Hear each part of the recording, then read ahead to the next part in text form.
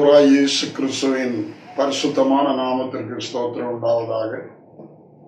இப்பொழுது நாம் தேவன் இறங்கினார், தேவன் ஏறினார் என்கிற தலைப்பிலே சத்தியத்தை நாம் தியானிக்க போகிறோம்.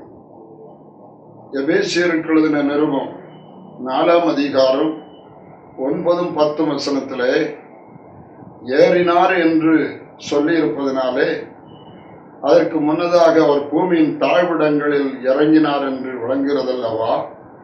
இறங்கினவரே எல்லாவற்றையும் நிரப்பத்தக்கதாக எல்லாவற்றுக்கும் மேலாக உன்னதங்களில் அவர் எழுந்தருளி போனார் என்று சொல்லப்பட்டிருக்கிறார். தேவன் இறங்கினார், தேவன் ஏறினார். எதற்காக? கர்த்தருடைய நாமத்துக்கு ஸ்தோத்திரம். தேவனுடைய அநாதி தீர்மானம் பூமியிலே பிதாவின் ராஜ்யம் ஸ்தாபிக்கப்பட வேண்டும் என்பது. பிதாவின் ராஜ்யம் என்று சொல்லும் போது தேவனுடைய ஜனங்கள் தான் அவருடைய ராஜ்யம். நீங்கள் எனக்கு ஆசாரி ராஜ்யமும் பரிசுத்த ஜாதியுமா இருக்கிறீர்கள் என்று யாத்திரா 19ஆம் அதிகாரம் 5-6 வசனத்தை வாசிக்கும் போது அங்கே சொல்லப்பட்டிருக்கிறார். ஆகவே தேவனுடைய ஜனங்கள் தான் தேவனுடைய ராஜ்யம். கர்த்தருக்கு ஸ்தோத்திரம். பரிசுத்தமான ஒரு கூட்டம் ஜனம், ஆண்டவருடைய சந்ததியான ஒரு ஜனம் இந்த பூமியில எழும்ப வேண்டும் என்பது தேவனுடைய திட்டம், தேவனுடைய அநாதி திட்டம். அந்த திட்டம் நிறைவேறுவதற்காகத்தான் பூமியை படைச்சிருக்கிறார், எல்லாவற்றையும் உண்டு பண்ணியிருக்கிறார். அவர் ரட்சிப்பின் கிரியைகளை உலகத்திலே நடப்பித்துக் கொண்டிருக்கிறார். கர்த்தருடைய நாமத்துக்கு ஸ்தோத்திரம். சங்கீதம் 22ஆம் அதிகாரம் 30ஆம் வசனத்திலே ஒரு சந்ததி அவரை சேவிக்கும், அது தலைமுறை தலைமுறையாய் ஆண்டவருடைய சந்ததி என்னப்படும் என்று சொல்லப்பட்டிருக்கிறார். ஆண்டவருடைய சந்ததி ஆண்டவரை போலவே தான் இருக்கும். ஒரு ஆட்டை நாம் எடுத்துக்கொள்வோமானால் ஆட்டினுடைய சந்ததி ஆட்டை போல இருக்கும், ஆடாகவே இருக்கும். சிங்கத்துடைய சந்ததி சிங்கத்தை போல இருக்கும், சிங்கமாகவே இருக்கும். ஒரு குதிரையினுடைய சந்ததி குதிரையை போல இருக்கும், குதிரையாகவே இருக்கும். மனிதனுடைய சந்ததி மனிதனை போல இருக்கும், மனிதனாகவே இருக்கும். அதுபோல தேவனுடைய சந்ததி தேவனை போல இருப்பார்கள், அவர்கள் தேவர்களாக இருப்பார்கள். தேவ மகிமை அடையும் போது அவர்கள் தேவனுக்கு ஒப்பாக இருப்பார்கள். அப்போ தேவனுக்கு ஒப்பாய் இருக்கிற ஒரு சந்ததி, அவருடைய பிள்ளைகள், அவருடைய குமாரன் குமாரத்திகள், அவரோடு கூட இருக்கிறவர்கள் நித்தியமாய், அப்படி ஒரு சந்ததியை அவருடைய கண்கள் கண்டது. ஹல்லேலூயா. ஏசாயா 53ஆம் அதிகாரத்தில் இயேசுவானவர் பாடுபடும் போது, அவர் அந்த வேதனை வியாகுலம் அத்தனை அவர் அனுபவிக்கும் போது தமது சந்ததியை கண்டு அவர் நீடித்த நாளாயிருப்பார் என்று சொல்லப்பட்டிருக்கிறது. ஒரு ஸ்திரீ கர்ப்பவதியாயிருக்கும் போது தான் பெற்றெடுக்க போகிற அந்த சந்ததியை குறித்து ஹல்லேலூயா அவள் ஒரு பார்வை அவளுக்கு இருக்கிறது. அதனால் அவள் தன் கஷ்டங்களை எல்லாம் பொறுமையோடு சகித்துக் கொள்கிறாள். ஆண்டவர் இயேசுவும் கர்த்தருடைய நாமத்துக்கு ஸ்தோத்திரம் தமது சந்ததி நிமித்தம் அவர் அந்த பாடுகளை எல்லாம் சகித்து கொண்டு நீடித்த நாளாயிருப்பார் என்று சொல்லப்பட்டிருக்கிறது. கர்த்தருக்கு ஸ்தோத்திரம். ஆகவே தன்னுடைய சந்ததியான தேவ ஜனத்தை, தேவர்களை பூமியிலே உருவாக்க, அப்படி தேவ ராஜ்யத்தை உருவாக்க, பிதாவின் ராஜ்யத்தை பூமியிலே உருவாக்கத்தான் தேவன் இறங்கினார். கர்த்தருடைய நாமத்துக்கு ஸ்தோத்திரம் உண்டாவதாக. ஹல்லேலூயா. அவர் எப்படி எப்படி இறங்கினார்? இந்த நாம் கேட்கிற செய்தியிலே தெய்வத்துவத்துல 3 பேர் உண்டா அல்லது ஒரே ஒருவர் தானா என்கிற ரகசியம் கூட தெளிவாக வரும். ஆகவே இந்த செய்தியை கவனமாய் கவனிக்கும்படி உங்களை அன்போடு கேட்டுக்கொள்கிறேன். ஹல்லேலூயா. ஆண்டவராகிய தேவன் இந்த உலகத்தில் உள்ள எல்லா சிருஷ்டிகளையும் சிருஷ்டிக்கும் போது ஆதியாகமம் 1ஆம் அதிகாரம் 1 2ஆம் அதிகாரம் 3ஆம் வசனம் வரைக்கும் சிருஷ்டிப்பு முடிகிற வரைக்கும் தேவன் தேவன் தேவன் தேவன் என்றே வரும். ஹல்லேலூயா.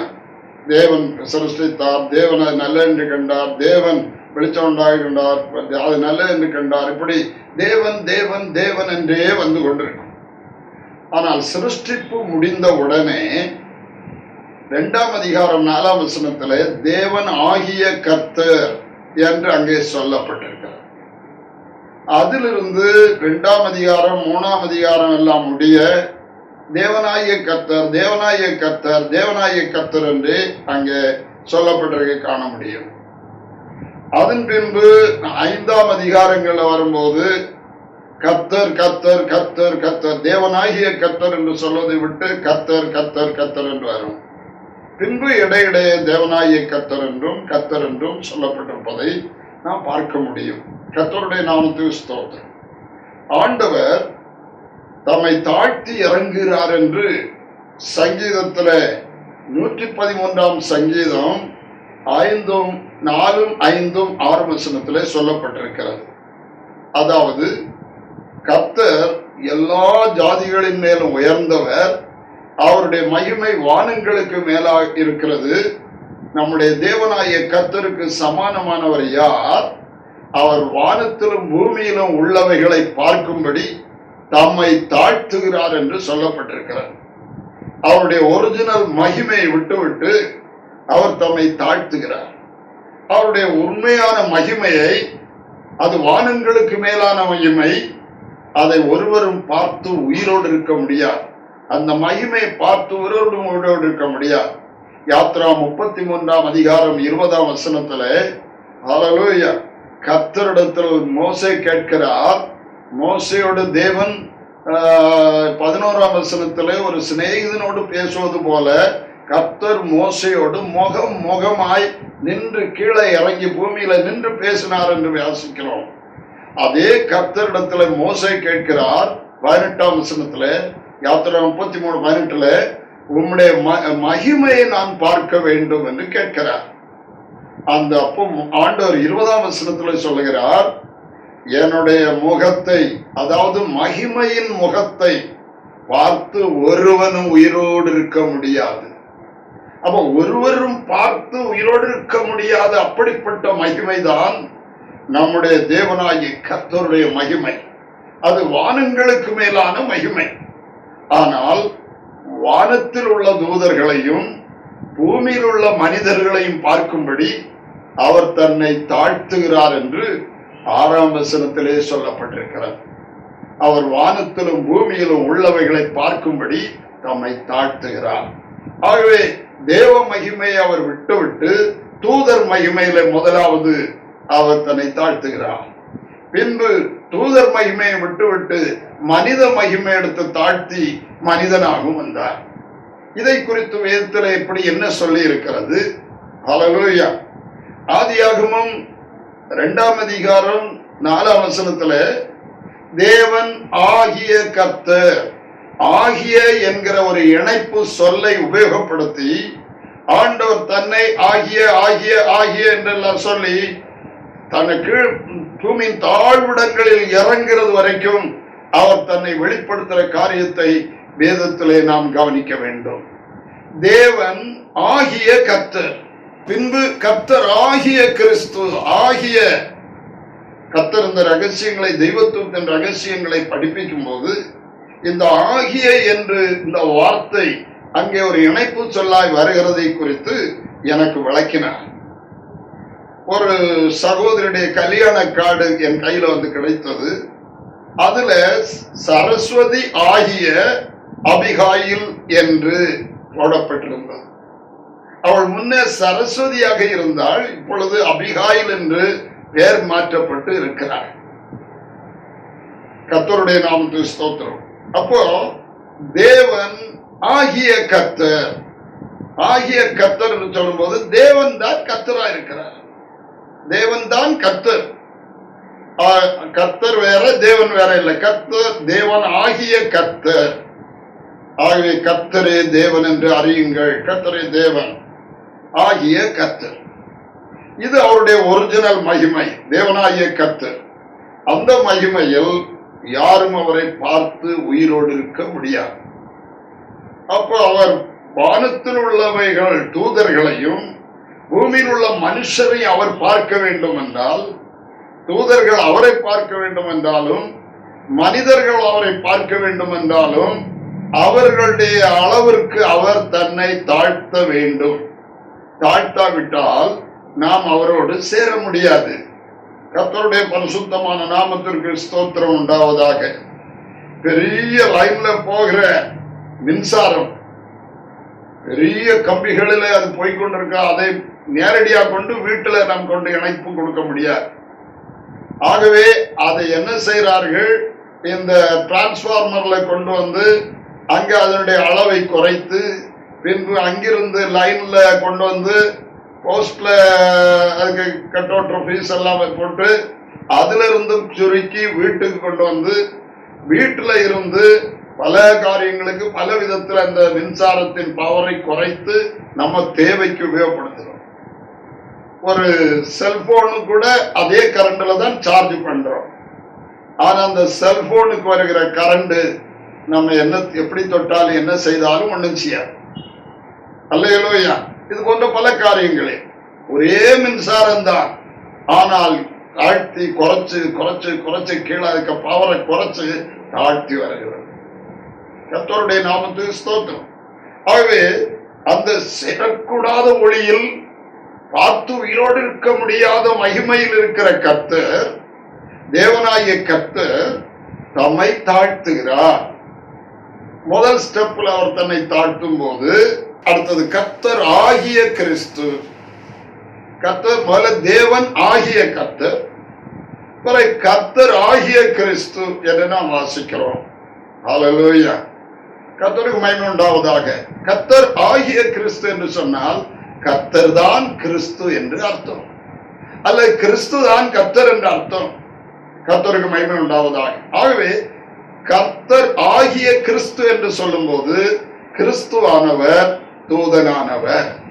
கிறிஸ்து தூதனானவர்.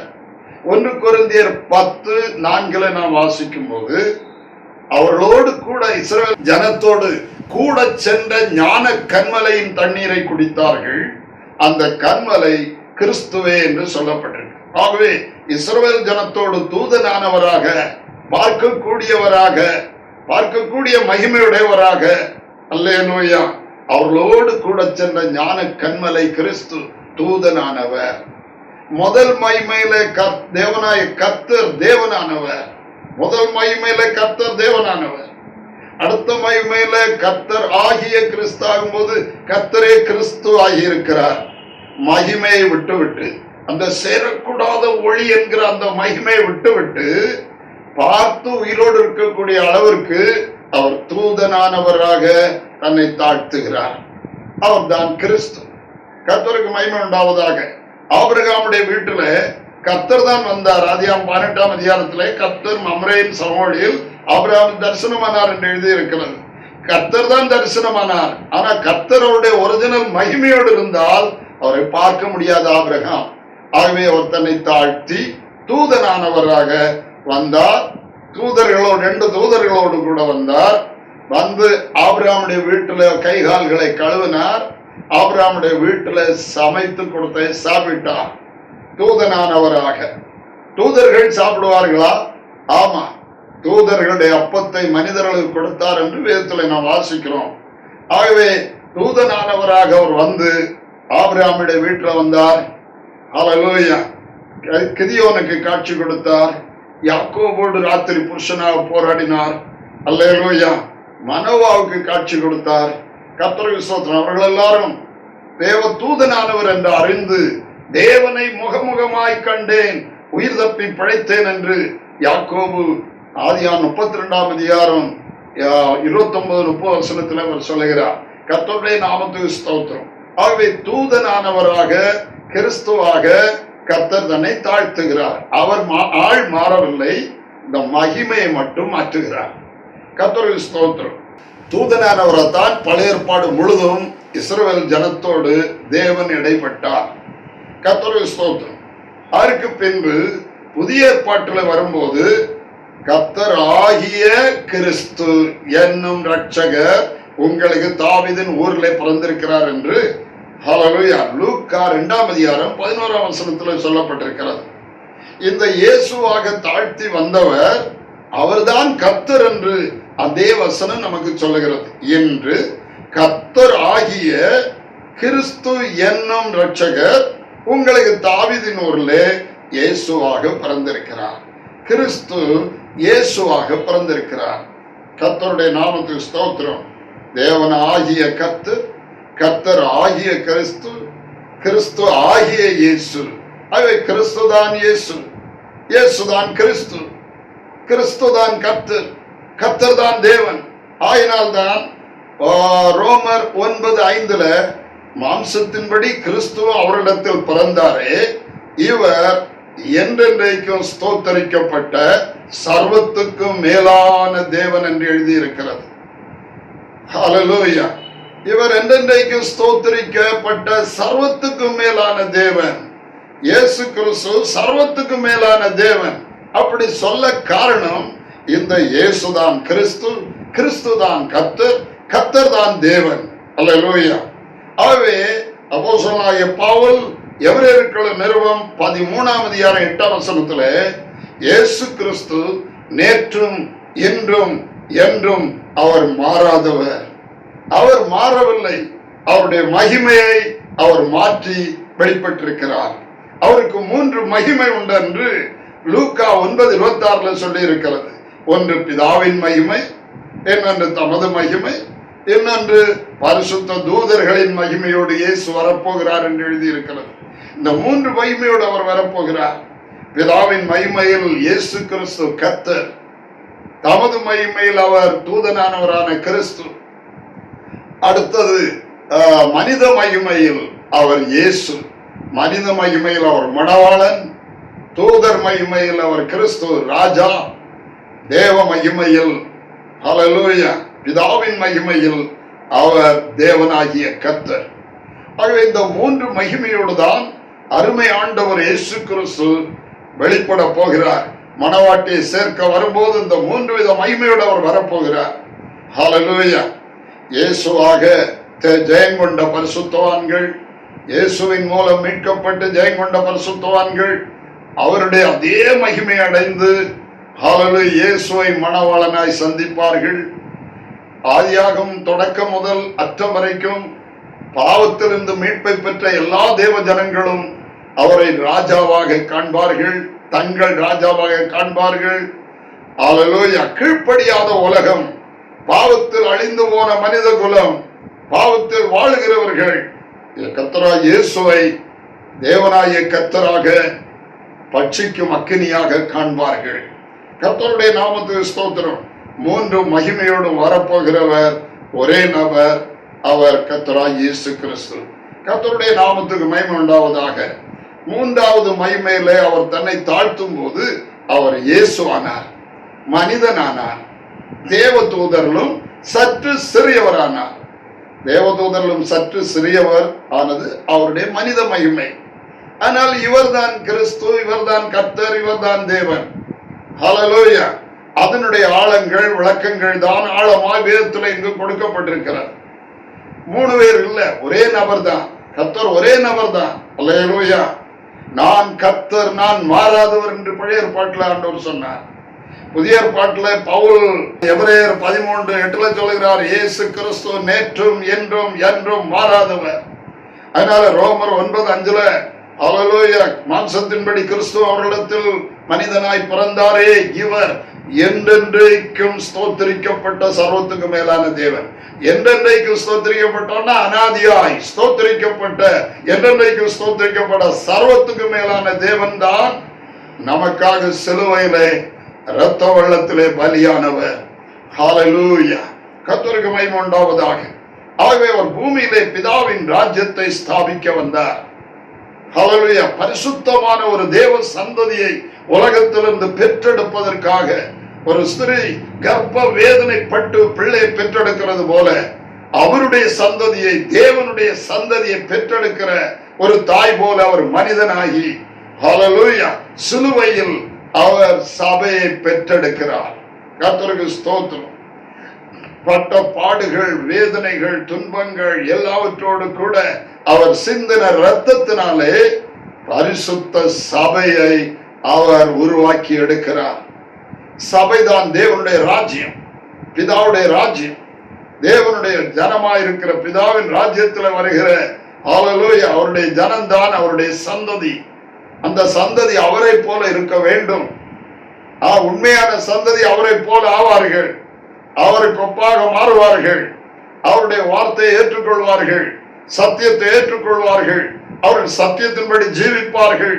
கர்த்தருக்கு பயப்படும் பயம் அவர்கள் மேல் இருக்கும். ஆண்டவர் மேல், தங்கள் அப்பாவா இருக்கிற அவர் மேல் அவர்களுக்கு அவ்வளவு பெரிய அன்பு இருக்கும்.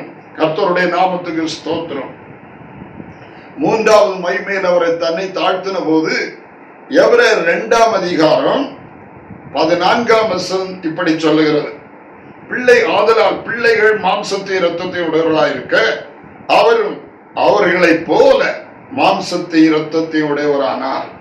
அல்லேலூயா. 2ஆம் அதிகாரம் 9ஆம் வசனம் சொல்லுகிறது, என்றாலும் தேவ கிருபையினால் நாம் ஒவ்வொருவருக்காகவும் மரணத்தை ருசி பார்க்கும்படிக்கு தேவ தூதர்களும் சற்று சிறியவராக்கப்பட்டிருந்த இயேசு கிறிஸ்து. ஆகவே இயேசு கிறிஸ்து தேவ தூதர்களும் சற்று சிறியவராக்கப்பட்டிருக்கிறார் மனிதனாக. ஆக ஒரு மனிதனாக இருந்ததுனால பிதாவே பிதாவேன்னு கூப்பிடுறார். எல்லாம் நமக்கு ஒரு மாதிரியை காட்டுகிறார். அல்லேலூயா. என் பிதா என்னிலும் பெரியவர் என்று சொல்லுகிறார். ஆம், தேவன் பெரியவர் தான், மனிதன் சிறியவர். தேவனும் மனிதனுமானவர் அவர். தேவனும் ரட்சகருமானவர் அவர். இவர் ரட்சகராக மனிதனாக வந்திருக்கிறார். ஆகவே என் பிதா என்னிலும் பெரியவர் என்று சொல்லுகிறார். கர்த்தருடைய நாமத்துக்கு ஸ்தோத்திரம்.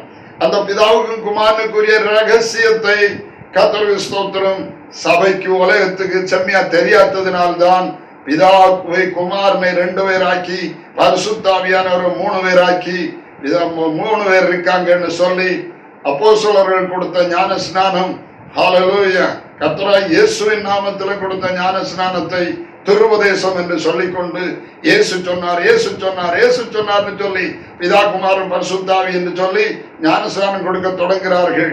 முதல் நாட்டாண்டிலே அது இல்லை. காரணம், ஹல்லேலூயா, பிதா குமாரன் பரிசுத்த ஆவியானவர் ஒரே நபர். அவர் கர்த்தர் இயேசு கிறிஸ்து. கர்த்தராக ஒரு பிதா, இயேசுவாக ஒரு குமாரன், கிறிஸ்துவாக ஆவியானவர். கர்த்தருக்கு ஸ்தோத்திரம். இது தெரியாததினால் இயேசு சொன்னார், இயேசு சொன்னார். அப்ப இயேசு சொன்னார் என்னெல்லாம் சொன்னார்? உன் கண்ணு உனக்கு இடர்ல உண்டாக்குனா, கண்ணனால இச்சையோடு நீ பார்த்திருந்தா ஒரு கண்ணை பிடிங்கணும்னு சொன்னார். அப்ப கண்ணை பிடிக்க தொடங்கினா ஊழியக்காரர்கள் எல்லாம் எப்படி கண்ணை பிடிக்கணும்? விசுவாசிகள் கண்ணை பிடிக்கணும். ஹல்லேலூயா.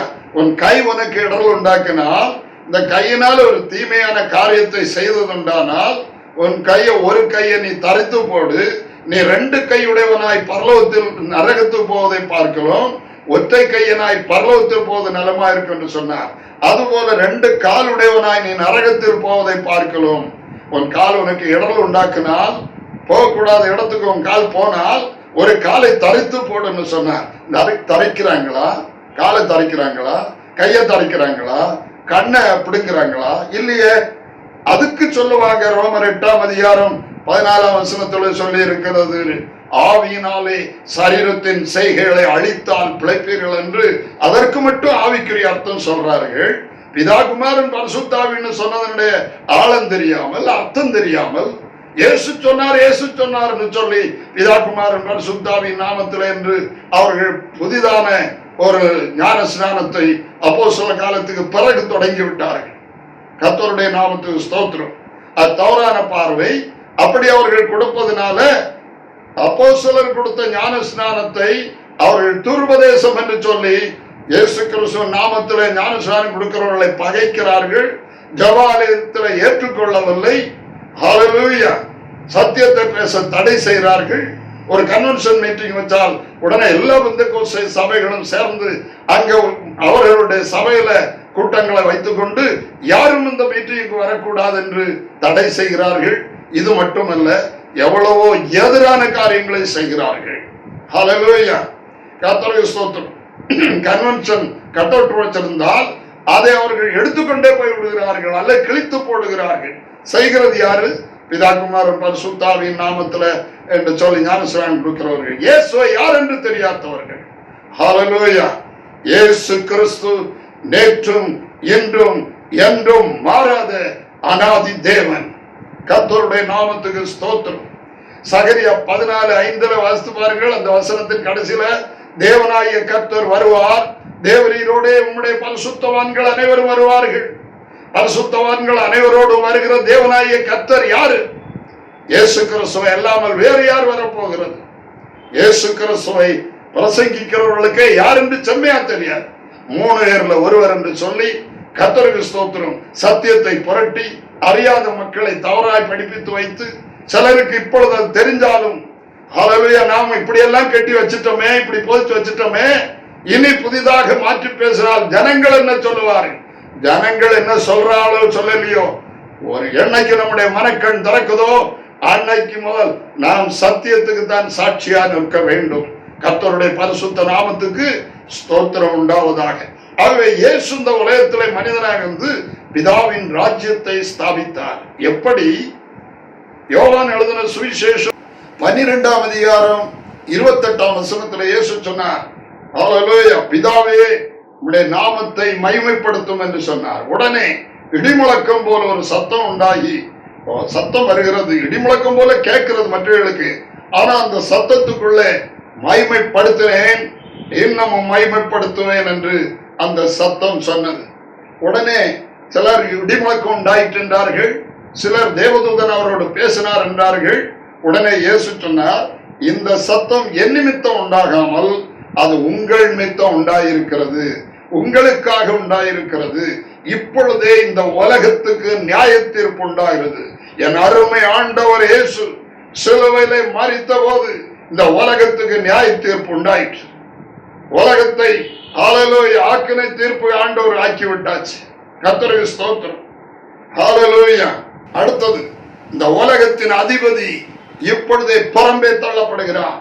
இந்த உலகத்தை ஆதாமை ஏவாளை பாவம் செய்ய வைத்து மனித குலத்தை தனக்கு அடிமையாக்கி கொண்டு உலக அனைத்தை மோசம் போக்கின வலி சர்ப்பத்தை ஆண்டவர் இயேசு சிலுவை மரணத்தினால் அவனை அழித்து அவனை புறம்பே தள்ளிவிட்டார். அவன் புறம்போக்கு. கர்த்தருடைய பரிசுத்தமான நாமத்திற்கு ஸ்தோத்திரம். கர்த்தருக்கு மகிமை உண்டாவதாக. ஆகவே இயேசுவானவர் இப்படியாக இந்த உலகத்துக்கு நியாய தீர்ப்பை உண்டாக்கிவிட்டு உலகத்தின் அதிபதியாகிய பிசாசையும் புறம்பே தள்ளிவிட்டு அவன் மேல் அதிகாரமும் ஜெயமும் எடுத்தவராக தமது சிலுவை மரணத்தினால் அவனை அழித்தார் என்று எபிரேயர் 2:15 சொல்லுகிறது. அல்லேலூயா. அவர் மரணத்துக்கு அதிகாரியாகிய பிசாசானவனை தமது மரணத்தினால் அழித்தார். மனித குலத்தை பாவம் செய்ய வைத்து மரணத்தை கொண்டு வந்தவன் அவன், மரணத்துக்கு அதிகாரி அவன். ஆகவே இயேசுவானவர் பிள்ளைகள் பாவம் செய்து விழுந்து போன நிலைமையிலிருந்து மனித குலத்தை மீட்டு எடுக்க, பிதாவின் ராஜ்யத்தை ஸ்தாபிக்க, பிதாவின் சந்ததியை உருவாக்கி எடுக்க அருமை ஆண்டவர் இயேசு கிறிஸ்து தன்னையே பலியாக்கி தமது மரணத்தினாலே இந்த உலகத்தின் அதிபதியை அவர் அழித்தார். அழித்தார் என்றால் ஹல்லேலூயா, அவனுடைய அதிகாரத்தை தெய்வ மக்கள், இயேசு விசுவாசிக்கிற மக்கள் மேல் அவனுக்கு ஒரு அதிகாரம் இல்லாதபடி கர்த்தர் ஆக்கிவிட்டார். அவனுக்கு ஜெயம் இல்லாமல் ஆக்கிவிட்டார். இயேசு கிறிஸ்துவை விசுவாசிக்கிற பிள்ளைகளுக்கு, இயேசு கிறிஸ்துவை விசுவாசிக்கிற மக்களுக்கு இயேசு ஜெயித்தது போல ஜெயம் உண்டு. இயேசு உயிர்த்தெழுந்தது போல உயிர்த்தெழுதல் உண்டு. இயேசு மகிமையடைந்தது போல மகிமையடைதல் உண்டு. எல்லாம் உண்டு. விசுவாசிக்கிறவர்களுக்கு அந்த வாக்கியத்தை இயேசு சிலுவையிலே பாடுபட்டு மரித்து சம்பாதித்தார். 3ஆம் நாளிலே அருமையாண்டவர் இயேசு கிறிஸ்து தாம் உயிரோடு இருக்கும் போதே தான் 3ஆம் நாளில் உயிரோடு எழும்புவேன் என்று சொன்னார். அந்தப்படியே 3ஆம் நாளில் அவர் மரித்தோரை இருந்து உயிரோடு எழும்பினார். நமக்கும் ஒரு மகா பெரிய நம்பிக்கையை அவர் வைத்திருக்கிறார். நமக்கும் ஒரு உயிர்த்தெழுதல் உண்டு. ஹல்லேலூயா. ஆண்டவராய் இயேசு அதிவேகமாய் அதிசீக்கிரமாய் கடைசி நாட்களிலே அவர் தம்முடைய மணவாட்டி சபையை சேர்த்துக் கொள்ள வரப்போகிறார், அல்லது தம்முடைய சந்ததியை அவர் சேர்த்துக் கொள்ள வரப்போகிறார். கர்த்தருடைய பரிசுத்தமான நாமத்திற்கு ஸ்தோத்திரம் உண்டாவதாக. ஹல்லேலூயா. சேர்த்துக்கொள்ள வரப்போகிறார். அவர் சேர்த்துக்கொள்ள வரும்போது கர்த்தருக்கு மகிமை உண்டாவதாக. அவர் கிறிஸ்துவுக்குள், இயேசு கிறிஸ்துவை ஏற்றுக்கொண்டு மரித்தவர்கள், கிறிஸ்துவுக்குள் மரித்தவர்கள் முதலாவது எழுந்திருப்பார்கள். பின்பு உயிரோடு இருக்கிற பரிசுத்தவான்களும் அவரோடு கூட மர்மமாக்கப்பட்டு வானத்தில் எடுக்கப்பட்டு எப்பொழுதும் கர்த்தரோடு இருப்பார்கள். தாம் ஆண்டவருடைய சந்ததி ஆண்டவரை போல இருக்கும். ஆகவே நாம் ஆண்டவருடைய சந்ததியாக பிறக்க வேண்டும். நாம் மறுபடியும் அவருடைய சந்ததியாக பிறக்க வேண்டும். இயேசு கிறிஸ்துவுடைய சந்ததியாக பிறக்க வேண்டும். அல்லது தேவாதி தேவனுடைய சந்ததியாக பிறக்க வேண்டும். அப்படி பிறக்க வேண்டும் என்றால் பிறந்தால் தான் அவருடைய பிள்ளை. அல்லேலூயா. யோவான் அதற்கு முதலாவதாக யோவான் எழுதின சுவிசேஷம் 1ஆம் அதிகாரம் 12ஆம் வசனத்துல அவருடைய நாமத்தின் மேல் விசுவாசம் உள்ளவர்களாய் அவரை ஏற்றுக்கொண்டவர்கள் எத்தனை பேர்களோ அத்தனை பேர்களும் தேவனுடைய பிள்ளைகள் ஆகும்படி அவர்களுக்கு அதிகாரம் கொடுத்தார். இயேசுவை விசுவாசித்து அவரை ஏற்றுக்கொள்ளுகிறவர்கள் தேவனுடைய பிள்ளைகளாக மாறுகிறார்கள். அவர்கள் மறுபிறப்பை அடைகிறார்கள். அவர்கள் ரட்சிக்கப்படுகிறார்கள். அல்லேலூயா. ஆகவே இயேசு கிறிஸ்துவை விசுவாசிக்க வேண்டும். அவர் செய்து நிறைவேற்றினதை நம்ப வேண்டும். அவர் உயிர்த்தெழுந்ததை நம்ப வேண்டும். அவர் பரலோகத்துக்கு ஏறி சென்றதை நம்ப வேண்டும். நம்பி அவரை ஆண்டவராய் இரட்சகராய் உள்ளத்தில் ஏற்றுக்கொண்டு ஞானஸ்நானம் எடுக்கிறவர்கள் ரட்சிக்கப்படுவார். அல்லேலூயா. அருமை ஆண்டவர் இயேசு சொன்னார் மார்க் 16:16 விசுவாசம் உள்ளவன் ஆகி ஞானஸ்நானம் பெற்றவன் ரட்சிக்கப்படுவான். விசுவாசியாதவனோ ஆக்கினை தீர்ப்புக்குள்ளாவான். இந்த உலகத்தை தேவன் ஆக்கினை தீர்ப்புக்குள்ளாக்கி இருக்கிறார். சாத்தானை ஆக்கினை தீர்ப்புக்குள்ளாக்கி இருக்கிறார். அல்லேலூயா. இயேசுவை ஜெயித்த இயேசுவை, உலகத்தை ஜெயித்த இயேசுவை, பாவத்தை ஜெயித்த இயேசுவை, மரணத்தை ஜெயித்த இயேசுவை, உயிரோடு இருக்கிற இயேசுவை விசுவாசிக்காதவர்கள், ஏற்றுக்கொள்ளாதவர்கள், அல்லேலூயா, ஆக்கினை தீர்ப்புக்குட்பட்ட உலகத்தோடு, ஆக்கினை தீர்ப்புக்குட்பட்டு புறம்பிள்ள தள்ளப்பட்ட பிசாசோடு அவன் தூதர்களோடு சேர்ந்து அவர்களும் கடைசியில் ஆக்கினை தீர்ப்புக்குள்ளாவார்கள். அக்கினி கடலுக்கு செல்லுவார்கள். அந்த தண்டனையிலிருந்து தப்ப வேண்டுமானால் இயேசுவை விசுவாசித்து ஆண்டவராய் ஏற்றுக்கொண்டு ஞான ஸ்நானத்தின் மூலம் அவரை தரித்து கொள்ள வேண்டும். கலாத்தியர் 3:26-27 சொல்வது ஞானஸ்நானம் பெற்றவர்கள் எத்தனை பேர்களோ அத்தனை பேர்களும் கிறிஸ்துவை தரித்து கொண்டீர்களே என்று எழுதி இருக்கிறது. ஞானஸ்நானம் பெற்றவர்கள் அவர்கள் தேவனுடைய புத்திரராய் இருக்கிறார்கள் என்று 26-27 வசனத்தை வாசிக்கும் போது சொல்லப்பட்டிருக்கிறது. ஆகவே தேவனுடைய பிள்ளைகளாக, தேவனுடைய புத்திரர்களாக, தேவனுடைய புத்திரிகளாக இயேசு கிறிஸ்துவை ஞானஸ்நானத்தின் மூலம் ஏற்று அவரை தரித்துக் கொள்கிறவர்கள் புத்திரர் புத்திரிகளாக மாற்றப்படுகிறார்கள். கர்த்தருடைய ஸ்தோத்திரம்.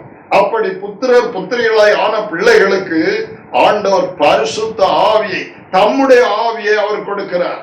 அப்போஸ்தலர் 2:38 அல்லேலூயா, இயேசுவை சிலுவையில் அறையும் என்று சத்தம் போட்டு அவரை கொலை செய்ய தூண்டினவர்கள், அல்லேலூயா, தாங்கள் செய்தது மகா பெரிய தவறு, மேசியாவை கொன்று போட்டோம் என்று உணர்ந்து அப்போஸ்தலரிடத்தில் கேட்கிறார், ஆண்டவர் மாறே, நாங்கள் ரட்சிக்கப்பட என்ன செய்ய வேண்டும்? நாங்கள் என்ன செய்ய வேண்டும்? உடனே அப்போஸ்தலனாகிய பேதுரு பரிசுத்தாவியினால் நிறைந்து பேசுகிறார், நீங்கள் மனம் திரும்பி உங்கள் மனதை இயேசுவிடம் திருப்ப வேண்டும். யெகோவா வேற தேவன், இயேசு வேற என்ன நினைச்சிட்டு இருக்கிறீங்களே, அந்த நம்பிக்கையை விட்டு உங்கள் மனதை திருப்ப வேண்டும். யெகோவா தான் இயேசு கிறிஸ்து, யெகோவா தான் இயேசு கிறிஸ்து. ஆகிய இணைப்பு சொல்லல, அவர் தன்னை தாழ்த்தி வந்தார்னு சொன்னமே. ஏசாயா 26:4 சொல்லுது, கர்த்தரை என்றென்றைக்கு நம்புங்கள், கர்த்தர் ஆகிய யெகோவா. கர்த்தர் தான் யெகோவா. அல்லேலூயா. கர்த்தர் தான் யெகோவா. கர்த்தராய் யெகோவா நித்திய கன்மலையா இருக்கிறார். அந்த கன்மலை தான் கிறிஸ்து. 1 கொரிந்தியர் 10:4. ஆகவே கர்த்தர் ஆகிய கிறிஸ்துவும் கர்த்தர் ஆகிய யெகோவாவும் ஒன்று. அல்லேலூயா. யெகோவா தான் இயேசு கிறிஸ்து. இயேசு கிறிஸ்துவை யெகோவா என்று நம்பாதவர்கள் நரக அக்கினிக்கு தான் போவார்கள். அல்லேலூயா. அப்போஸ்தலர் நடவடிக்கைகள் 9ஆம் அதிகாரத்திலே யெகோவா சாட்சியாய் இருந்த சவுல் இயேசு கிறிஸ்துவின் நாமத்தை அழித்து இயேசு கிறிஸ்துவை சேவித்த கிறிஸ்தவர்களை அழிக்கும்படியாக அவன் சனகரின் சங்கத்திலே அதிகாரம் வாங்கி கொண்டு போகிற வழியிலே கர்த்தர் சவுலை சந்திக்கிறார். மதியான வேளையிலே மகாபெரிய பேரொளி அவன் மேல் பிரகாசிக்க அவன் கீழே விழுகிறான். கண்கள் பார்வை இழக்கிறது. ஒரு சத்தம் கேட்கிறது, சவுலே சவுலே, நீ ஏன் என்னை துன்பப்படுத்துகிறாய்? உடனே அந்த பதில் என்ன, துன்பப்படுத்துகிறாய், முள்ளில் உதைக்கிறது உனக்கு கடினமாம் என்று சொல்லப்படுகிறது. உடனே சவுலுக்கு ஒன்றும் புரியவில்லை. யெகோவாவுக்காகத்தானே நான் போறேன், யெகோவாவுக்காகத்தானே போறேன், இயேசு நாமத்தை அழிக்க போறேன், அப்படியானால் என்னோடு பேசுகிற இந்த இவர் யார் என்று ஒரு கேள்வி கேட்ட போது சவுல் கேட்கிறார், ஆண்டவரே நீர் யார்? உடனே கர்த்தர் நின்று சொல்லுகிறார், கர்த்தராய் யெகோவா நின்று சொல்லுகிறார், நீ துன்பப்படுத்துகிற இயேசு நானே. கர்த்தராய் யெகோவா நின்று சொல்லுகிறார், நீ துன்பப்படுத்துகிற இயேசு நானே. யெகோவா சாட்சிகளாய் இருந்து இயேசு கிறிஸ்துவை மெய்யான தேவன் என்று ஏற்றுக்கொள்ளாமல் இருக்கிற யெகோவா சாட்சிகளானவர்களே, கர்த்தருடைய வார்த்தையை கேளுங்கள். ஹல்லேலூயா. கர்த்தராய் யெகோவா நின்று நீ துன்பப்படுத்துகிற இயேசு நான் தான் யெகோவா என்று சொன்ன உடனே, இயேசுதான் யெகோவா என்று சொன்ன உடனே அந்த சவுல் உடனே நான் ஆண்டவரே நான் என்ன செய்ய சித்தமா இருக்கிறேன் என்று கேட்டுக்கொண்டு அவன் ஹல்லேலூயா, நீ நேர்த்தெருவு என்கப்பட்ட இடத்துக்கு போ, அங்கே நீ செய்ய வேண்டியது உனக்கு சொல்லப்படும் என்கிறதை ஆண்டவருடைய சத்தத்தை கேட்டு நேர்த்தெருவுக்கு போய் அங்கே அனனியா என்று சொல்லக்கூடிய ஒரு ஊழியக்காரனை தேவன் அனுப்ப அவன் மூலமாய் ஆண்டவருடைய வார்த்தையை கேட்டு அப்போ அந்த சவுல் இயேசு கிறிஸ்துவின் நாமத்தில் ஞான ஸ்நானம் பெற்று அவன் பின்பு பரிசுத்தாவி பெறுகிறார். சவுளுடைய கண்களிலிருந்து மீன் செதல்கள் போல அது செதல் விழ அவன் கண் பார்வையடைந்து இயேசுக்காக அவன் வைராக்கியமாய் நின்ற ஒரு சாட்சியா மாறினார். யெகோவா விட்னஸாய் இருந்தவர் இயேசுவின் விட்னஸாய் மாறினார். அவர்தான் பவுல். ஹல்லேலூயா. இயேசு கிறிஸ்துவின் நாமத்துக்காக நான் கட்டப்படுவதற்கு மட்டுமல்ல, நான் மரிக்கவும் ஆயத்தமா இருக்கிறேன் என்று சொல்லி ஊழியங்களை நிறைவேற்றி கடைசியில இரத்த சாட்சியாய் தன் உயிரை இயேசுவுக்காய் கொடுத்தவர் இந்த யெகோவா விட்னஸ் அப்போஸ்தலனாகிய பவுல். ஹல்லேலூயா. யெகோவா சாட்சிகளாய் இருந்து இயேசுவை மறுதலிக்கிறவர்களே, இயேசுவை தேவன் என்று இயேசுவே சிருஷ்டிகரான தேவன் என்று அங்கீகரிக்காதவர்களே, இயேசு கிறிஸ்துவை நீங்கள் அப்படி அங்கீகரிக்கவில்லை என்றால் உங்களுக்கு ஹல்லேலூயா மோட்சம் கிடையாது, நரக அக்கினிதான். ஹல்லேலூயா. How dear loudest God and mighty, about you righteous God among Shavali. கர்த்தருடைய ஆவியானவர் உங்களோடு பேசுகிறார். ஹல்லேலூயா. தேவனுடைய வார்த்தைக்கு செவி கொடுங்கள், கர்த்தர் உங்களை ஆசீர்வதிப்பார். திருவசனத்தை அவமதிக்கிறவன் நாசமடைவான் என்று எழுதியிருக்கிறது. ஹல்லேலூயா. ஆவியானவர் சொல்லுகிறதை காதுள்ளவன் கேட்க கடவன்.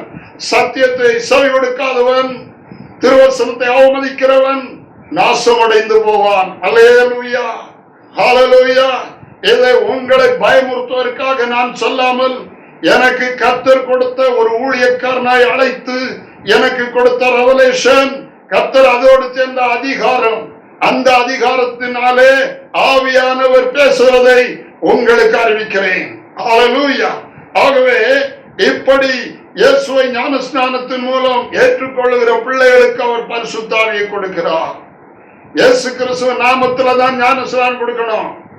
ஏன்னா இயேசு கிறிஸ்துவின் நாமம் அல்லாமல் வேறொரு நாமம் கட்டளையிடப்படவில்லை என்று அப்போஸ்தலர் 4:12 சொல்லப்பட்டிருக்கிறது. வானத்தின் கீழே பூமியின் மேலே மனுஷருக்குள்ளே பாவிகளை ரட்சிக்க அவருடைய நாமமே இல்லாமல் வேறொரு நாமம் கட்டளையிடப்படவில்லை. அவரால் ஏந்தி வேறு ஒருவரால் ரட்சிப்பில்லை.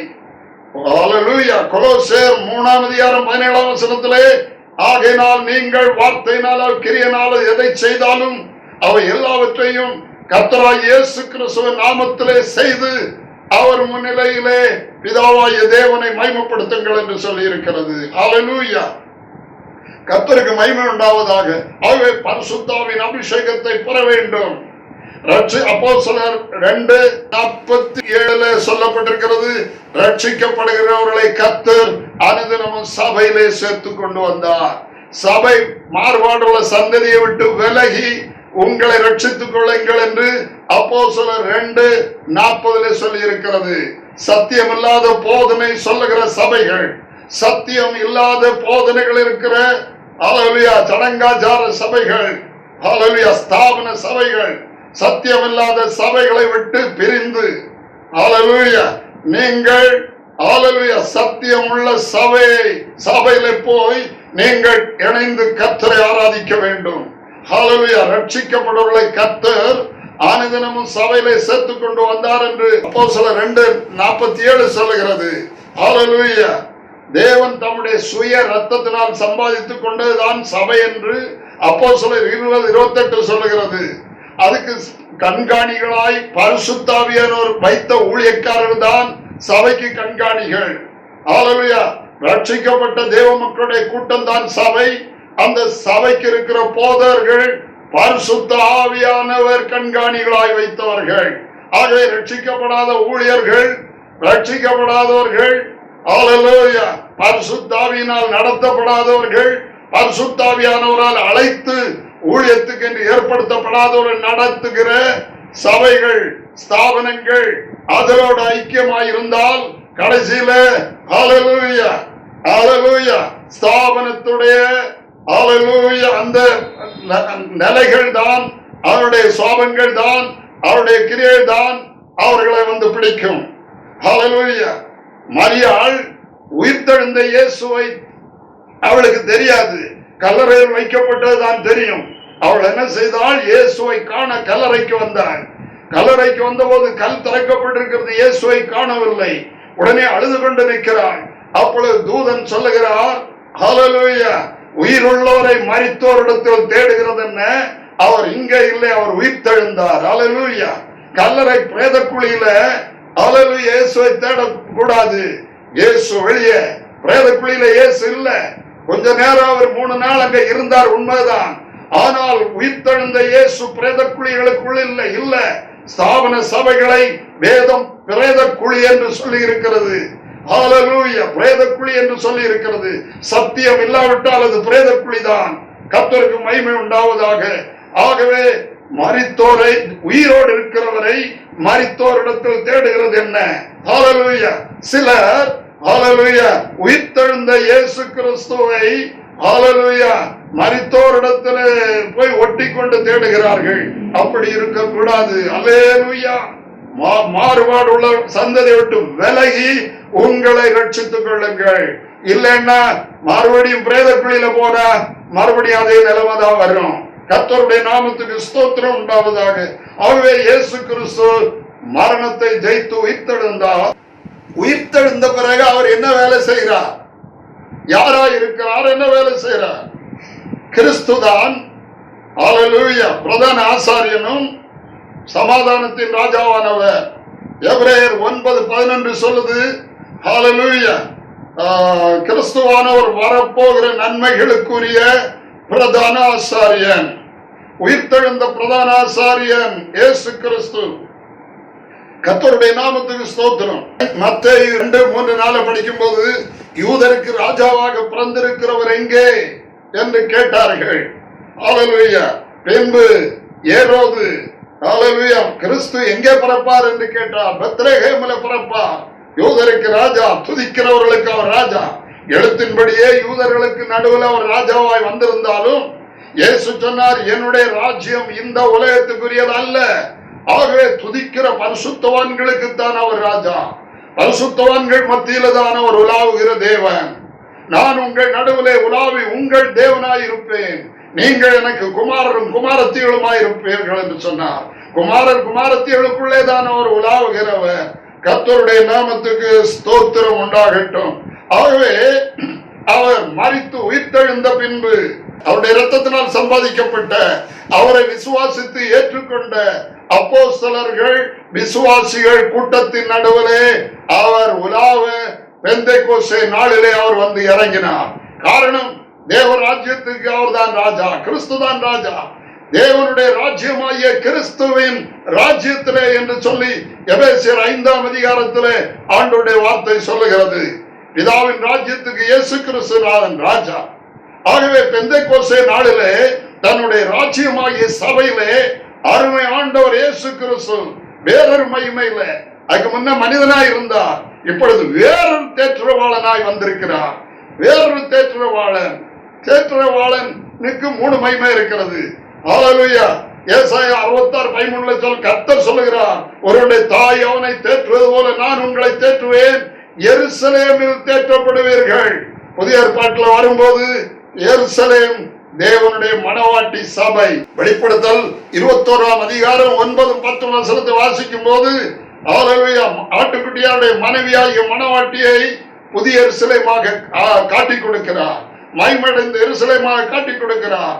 ஆகவே இங்கே ஆண்டவர் ஏசாயா 66:13 சொல்லுகிறார், நீங்கள் தேற்றவாளனாக கர்த்தரே தேற்றவாளனாக இருந்து எருசலேமில் தேற்றப்படுகிறீர்கள் என்று சொல்லுகிறார்.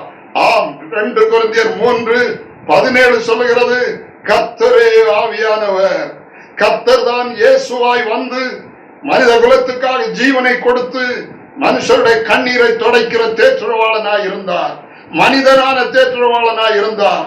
ஏசாயா 40:1 என் ஜனத்தை ஆற்றுங்கள் தேற்றுங்கள் என்று சொல்லி அவரை ஆற்றி தேற்றுகிறவராக குமாரனாய் இறங்கி வந்த கர்த்தர், அவர் சிலுவையிலே பலியாகி எல்லாருடைய முகங்களில் உள்ள கண்ணீரை துடைப்பார் என்று ஏசாயா 25:8 சொல்லி இருக்கிறது. அவர் மரணத்தை ஜெயமாக விழுங்குவார், எல்லா முகங்களிலிருந்து அவர் கண்ணீரை துடைத்து தமது ஜனத்தின் நிந்தை பூமியில் இராதபடி அவர்களை முற்றிலும் நீக்கி விடுவார்.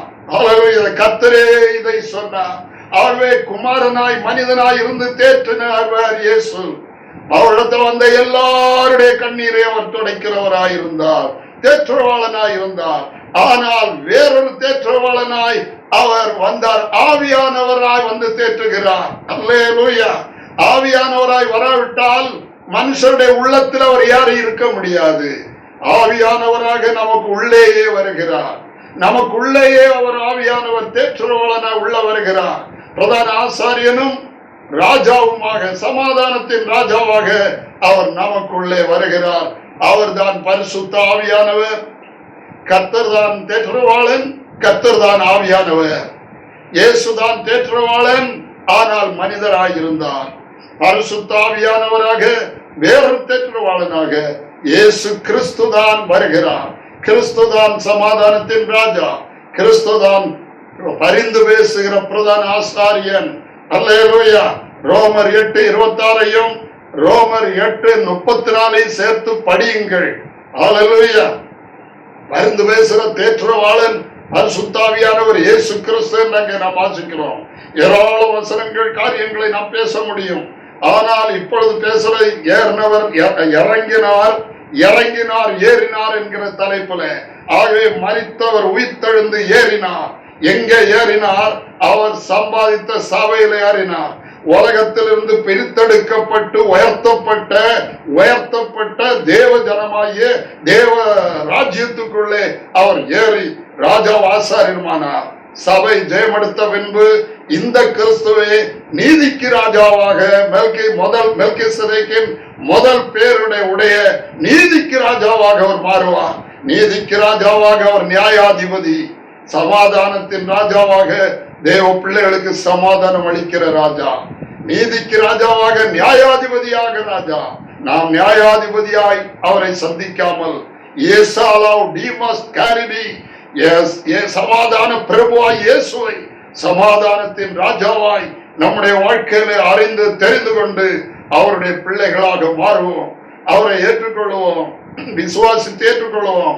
ஞான ஸ்நானத்தில் இயேசுவின் நாமத்தை தரித்துக் கொள்வோம். இயேசு கிறிஸ்துவோடு தான் சபை இணைக்கப்பட வேண்டும், மணவாளனோடு தான் மணவாட்டி இணைக்கப்பட வேண்டும். அல்லேலூயா. கர்த்தருக்கு மகிமை உண்டாவதாக. ஊழியக்காரருடைய வேலை மணவாளன் இயேசுவோடு மணவாட்டியை சேர்க்கணும்.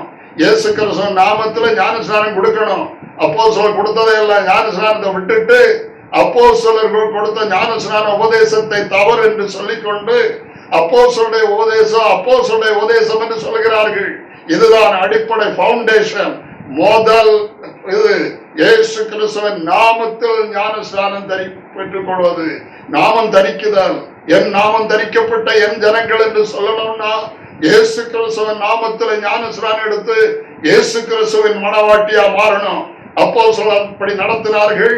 இனி பின்மாறி வரப்போகிறது. அதுல ஆண்டவருக்குரியவங்க எல்லாரும் இயேசு கிறிஸ்துவின் நாமத்துல ஞானஸ்நானம் எடுப்பார்கள். அவர்கள் இயேசுவை தங்கள் மனவாளனாய் கரெக்டா அறிந்து கொள்வார்கள். இப்பொழுது பிரசங்கங்களில இயேசுவை உண்மையாய் தெளிவாய் யாரும் அறியவில்லை. அறிவார்கள், ஆனால் இயேசு கிறிஸ்துவின் நாமத்தை தெரிந்து கொள்வார்கள். வேறுபட்ட ஜனமாய் ஜீவிப்பார்கள்.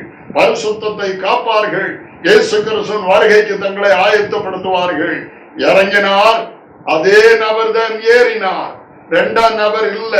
பிதா இருந்துகிட்டு இரண்டாம் நபரை அனுப்பினார்னு சொல்றது தப்பு. அது அந்த ரெவலேஷன் இல்லாதனால உள்ள குழப்பம், வேற ஒண்ணும் இல்ல. ஹல்லேலூயா, கர்த்தருக்கு மகிமை உண்டாகும். இரண்டாம் நபர் ஆண்டவரோடு இல்ல. என்னோடு வேற தேவன் இல்ல, எனக்கு முன் ஏற்பட்ட தேவன் இல்ல, எனக்கு பின் ஒருவர் இருப்பது இல்ல. ஆண்டவர் திட்டவட்டமா ஏசாயா 43:10 சொல்லுகிறார். அல்லேலூயா. உபா 32:39 சொல்லுகிறார். நானே அவர் பூமியில இயேசுவா வந்தவர், மரணத்தை ஜெயித்தவர், என்னென்று உயிரோடு இருக்கிறேன்னு சொன்னவர் நானே அவர், என்னோடு வேறு தேவன் இல்லை என்பதை இப்பொழுது பாருங்கள் என்று சொல்லுகிறார். ஆகவே இறங்கினார். பிதாவின் ராஜ்யத்தை சபை ஸ்தாபிக்க இறங்கினார். பூமியின் தாழ்விடங்களில் இறங்கினார். சிலுவை மரணவர் என்று தன்னை தாழ்த்தினார். சிலுவையில நமக்காக பலியானார். ஹல்லேலூயா. சபைக்காக ரத்தம் சிந்தினார். சபைக்காக உயிரை கொடுத்தார். சபைக்கு எதிரியான சர்ப்பத்தை, சாத்தானை நியாயம் தீர்த்து புறம்பே தள்ளினார். ஹல்லேலூயா. இயேசு மகிமையாய் வெற்றி சிறந்தார். ஆகையினால் அவர் சொல்லுகிறார், இந்த கல்லின் மேல் என் சபையை கட்டுவேன், பாதாளத்தின் வாசல்கள் அதை மேற்கொள்வதில்லை என்று. ஹல்லேலூயா, ஹல்லேலூயா. மத்தேயு 16:18 அவர் சொல்லுகிறார், இந்த கல்லின் மேல் என் சபையை கட்டுவேன், பாதாளத்தின் வாசல்கள் அதை மேற்கொள்வது இல்லை. கர்த்தருடைய நாமத்துக்கு மகிமை உண்டாவதாக. ஆகவே சபையை பாதாள வாசல்கள் மேற்கொள்ள முடியாது. ஏனென்றால் இயேசு மரணத்தை ஜெயித்தவர், பாதாளத்தை ஜெயித்தவர். அவர்தான் அந்த ஜீவனுள்ள கல். அவர்தான் மூளைக்கல். அந்த மூளைக்கல்லாகி அவர் மேல் விசுவாசம் வைத்து அவர் மேல் கட்டப்பட்டிருக்கிற சபை, அந்த நாமத்தை, இயேசுவின் நாமத்தை தரித்த சபை, அவரை சரியாய் அறிந்து கொண்டு அவர் மேல் நிற்கிற சபை, அவரோடு சேர்ந்து ஜெயத்துக்காக போராடுகிற சபை, அதை பாதாள வாசல்கள் மேற்கொள்வது இல்லை. பாதாள வாசல்கள் மேற்கொள்வதில்லை. அருமை ஆண்டவர் இயேசு வரப்போகிறார். ஆண்டவர் இயேசுடைய வருகை நெருங்கிக் கொண்டிருக்கிறது. எங்கும் எல்லா மக்களும் பேசுகிறார்கள், உலகத்து முடிவு நெருங்கி விட்டது, தேவனுடைய நியாய தீர்ப்புகள் நடந்து கொண்டிருக்கிறது. உலகம் எங்கும் வாதை உண்டாயிருக்கிறது, கொரோனா வாதை. இது தேவனுடைய நியாய தீர்ப்பு, தேவனுடைய தண்டனை, தேவனுடைய கோபம். ஹல்லேலூயா. உலகம் முழுதும் உள்ள சகல ஜாதிகளுக்கு எதிராய் தேவன் அனுப்பிவிட்டிருக்கிற வாதை. ஹல்லேலூயா. மனம் திரும்பி நாம் இயேசுவை ஹல்லேலூயா ஞானஸ்நானத்தின் மூலம் ஏற்று தரித்தவருடைய பிள்ளைகளாக மாறி பரிசுத்த ஆவியை பெற்று பரிசுத்தமாய் ஜீவித்து கர்த்தராகிய இயேசு கிறிஸ்துவின் வருகையில பங்கெடுக்க நாம் ஆயத்தப்படுவோமாக. ஞானஸ்நானத்தில் கர்த்தராகிய இயேசு கிறிஸ்துவின் நாமத்தில் ஞானஸ்நானம் எடுத்து அவரை தரித்து அவருடைய பிள்ளைகளாக மாறுவோம். கர்த்தர் நம் யாவரையும் ஆசீர்வதிப்பாராக. ஆமென்.